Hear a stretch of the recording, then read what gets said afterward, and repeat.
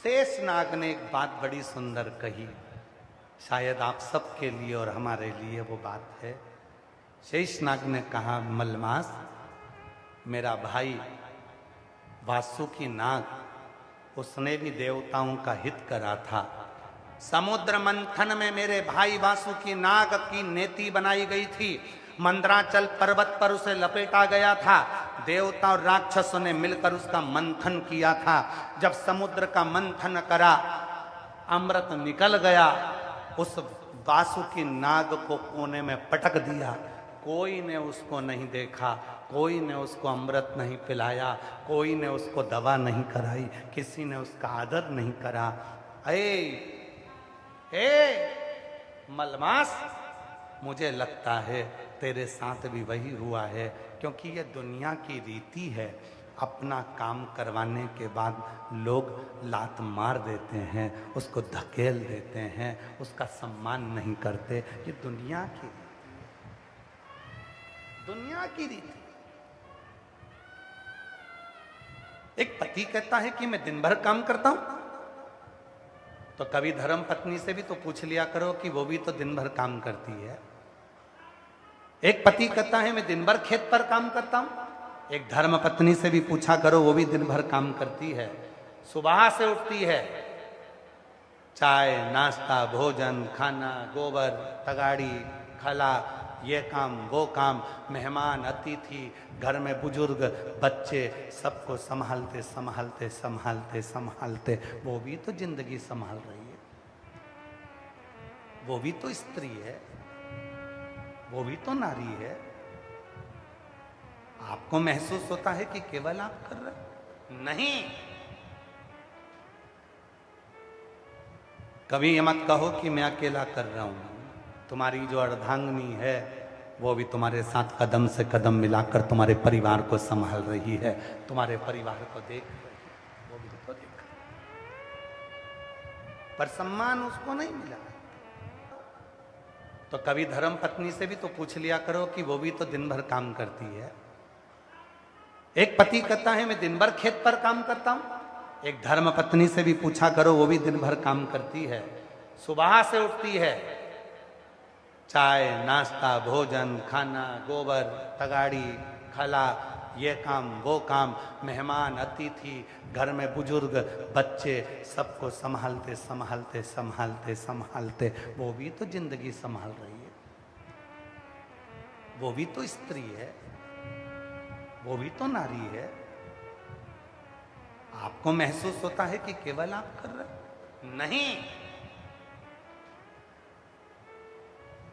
कभी ये मत कहो कि मैं अकेला कर रहा हूं। तुम्हारी जो अर्धांगिनी है वो भी तुम्हारे साथ कदम से कदम मिलाकर तुम्हारे परिवार को संभाल रही है, तुम्हारे परिवार को देख रही है, वो भी तो देख रही है। पर सम्मान उसको नहीं मिला। कई लोग कह देते हैं गुरुजी हमारी किस्मत में तो भगवान ने यश ही नहीं लिखा। कई माताएं कह देती गुरुजी भगवान ने तो मेरी किस्मत ऐसी बनाई है कि मेरी किस्मत में यश ही नहीं है, मैं किसी के लिए कितना ही कुछ कर दूं तो भी मेरा सम्मान नहीं होता। तुम अपने ऊपर मत लो। यहां कथा भी सुनो। मलमास जिसके महीने में नरसिंह भगवान प्रकट हुए, जिस महीने में हिरण्यकशिपु मरा, जिस महीने को स्वयं भगवान ने 12 महीने से ज्यादा प्रकट करा, वो मलमास को भी तो लोगों ने सम्मान नहीं दिया, उस मलमास को भी तो लोगों ने आदर नहीं दिया, उस मलमास को भी तो लोगों ने सत्कार नहीं दिया, उस मलमास को भी तो लोगों ने नकार दिया। तुम सोचते हो कि मेरा साथ नहीं मिलता, भगवान मेरा साथ नहीं देता, उस मलमास को भी तो देखो। तब वो मलमास आखिरी में जब हार गया हिम्मत, तब वो मलमास आखिरी में शेषनाग के पास गया और शेषनाग ने कहा मेरे भाई वासुकी नाग के साथ भी यही हुआ था, उसको भी सम्मान नहीं मिला था, उसको भी कोने में पटक दिया था। जब अपना काम हो जाता है लोग धक्का देकर बाहर निकाल देते हैं। कभी कभी शिव पुराण की कथा कहती है तुम बहुत करोड़पति हो, तुम बहुत धनपति हो, तुम बहुत वैभवपति हो, तुम्हारे यहाँ पैसे की कोई कमी नहीं है, तुम्हारे घर में तुम्हारी बहू के बच्चा हुआ, उस बच्चे को पालने के लिए, उस बच्चे को संभालने के लिए एक महिला को, एक स्त्री को, एक बेटी को तुम लेकर आए। कहा माता जी मेरे बच्चे को संभालना, मैं महीने की तनख्वाह दूंगा। वो माँ अपने बच्चे को छोड़कर तुम्हारे बच्चे को संभालने के लिए आ गई। 5,000, 2,000, 10,000, 11,000, 20,000 रुपए महीने में वो तुम्हारे बच्चे को संभाल रही है। तुम्हारे बच्चे को संभाल रही है। जब वो बच्चा बड़ा हो गया, तुमने उस बूढ़ी माँ से कह दिया, माँ तुम्हें आने की जरूरत नहीं है, अब हमारा बच्चा बड़ा हो गया, स्कूल जाने लगा, अब मैं उसको कहीं बोर्डिंग में डाल दूंगी, अब मुझे बच्चे को तुम्हारे को जरूरत नहीं है। उस माँ को निकाल दिया।